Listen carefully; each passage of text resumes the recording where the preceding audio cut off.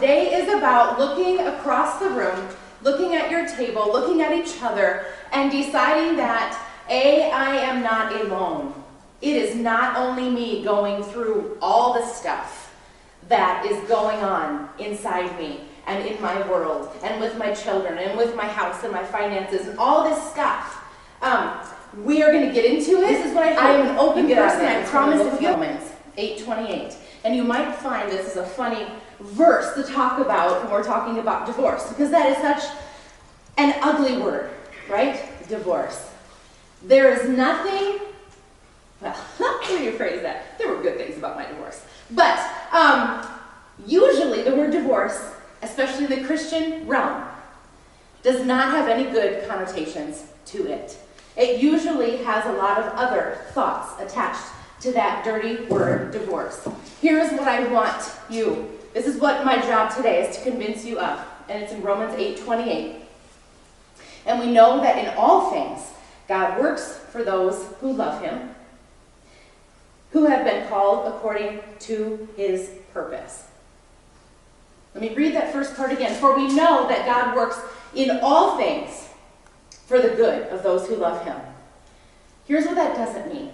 That doesn't mean that we're not going to struggle. That doesn't mean we're not going to cry ourselves to sleep. That does not mean we're going to have financial hardships or our children are going to struggle. It doesn't mean that there's going to be all good and wonderful things as long as we believe. What it does mean, though, is that God, being our ultimate Father, can take a real crap situation and help us bring good out of that situation. And healing can happen through that crap situation.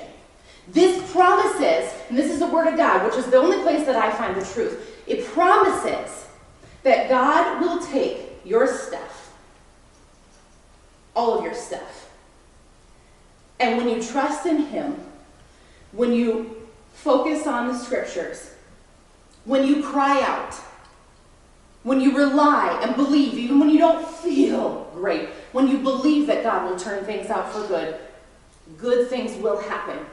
And I'm going to testify to that today. As a divorced woman, 7 years ago, I want you to understand that you are not alone. You are loved. Forgiveness is possible. Number 3, I'm going to convince you that forgiveness is possible. Maybe not in the next 2 hours. Maybe not next week. But on God's time, forgiveness is possible. Not only for your ex or for whatever family stuff that you are dealing with, but most important, this suitcase represents your life, your soul, your wholeness right now.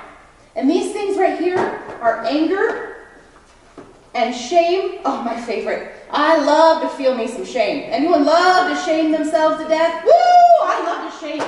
And then we've got sickness, and we have massive financial issues, and we have house issues. Now where am I going to live? And then our children are suffering. And then what if I don't make enough money in my job? And then what if I'm angry at the other family? What if the other family hates me now? What if, right? My life felt like that during my divorce. Scattered, nuts. I don't know how the heck I'm going to make it through the next hour. Anyone else feeling me? I'm not alone. Thank you for raising your hand, because we all have felt or are feeling this chaoticness inside. But the truth is, that good plan that God promises is when by the end of today, we're going to visually put these back in here, little by little. And we're going to replace them with different things. So my story, again, your story is not going to mimic mine. There might be similar pieces. But we all have our own story, and you get to own your story. I like to say that your story is your ministry. Your story, what's happened to you, what you've done, you get to own it.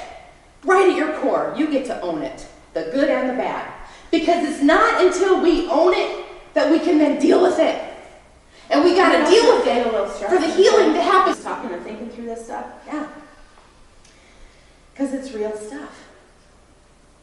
And yet in the midst of all of this, we still are desperate to be good mamas, to be good people, to be good believers.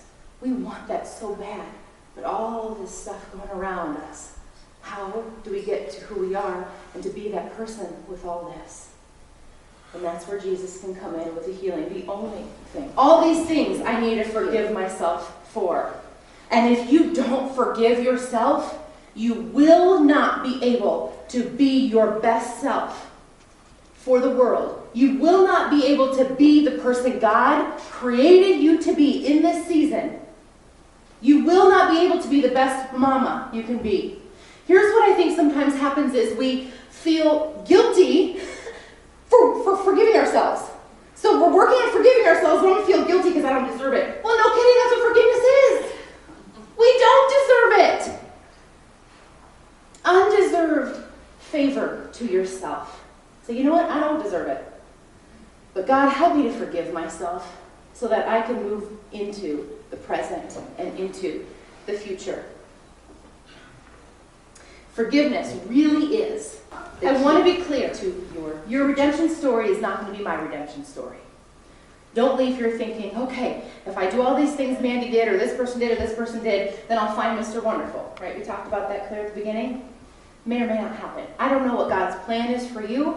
All I know is that He has a plan for you, and it's a good one. And I realize now that whole thing called hindsight, now I can see how He made all this crummy stuff turn good 7 years later, post-divorce. Because what happened, you know, that horrible, sinful dating I was doing?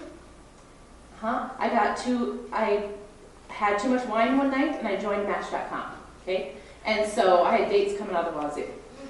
Yay me! I mean, just feeling great about myself, right? And then we talked about my shame, because that was not yay me. That was yay, not cool, not healing. I wanted you to hear this letter from a male perspective, too, and see if there's any of you in here. He says this: it gets better and less sad. Those words are of little help this quickly, I'm sure, but do keep those things in the back of your mind to revisit when you're ready. Possibly a part of the loss you feel is not all in losing a marriage, but also losing the battle and the effort you gave it. Why did I work so hard to get this result? I know that is very frustrating and angering. You and I work our asses off to get results. The word is in the Bible. In reference to them.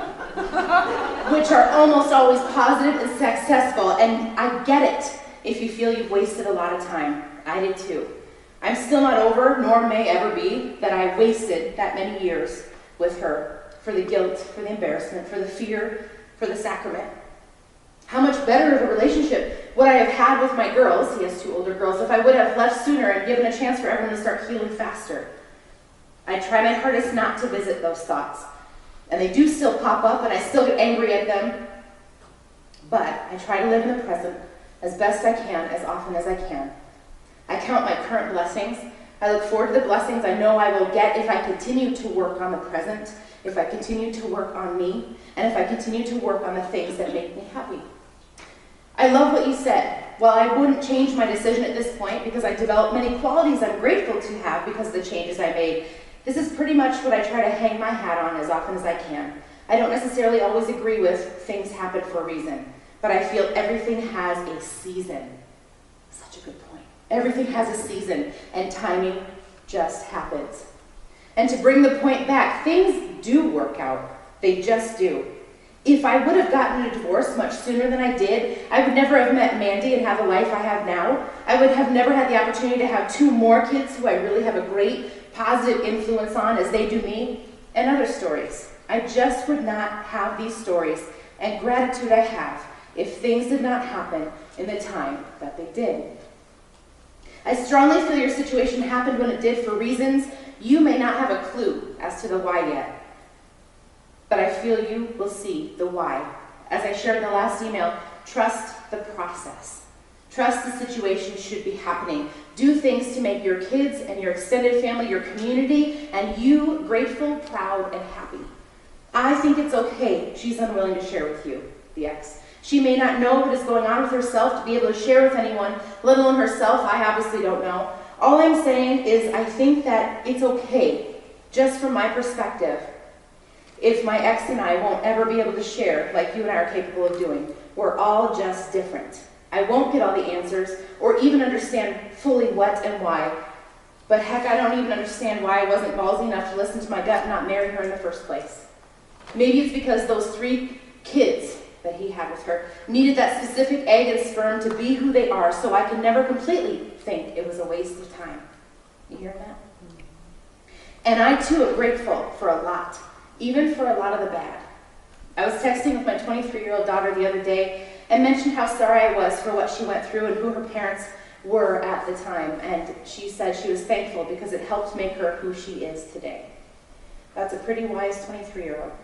I definitely feel I have more guilt and regret and thought about the past than any of my kids or my ex. That's just me. It's work every day, but it's easier, every day to live in the present and just trust, have faith that all of this, including the bad parts, was meant to be for an uncountable amount of reasons that you'll begin to discover over time. You did well. You tried your patootie off. Hang your hat on that. Keep moving forward. Right? Trust the process.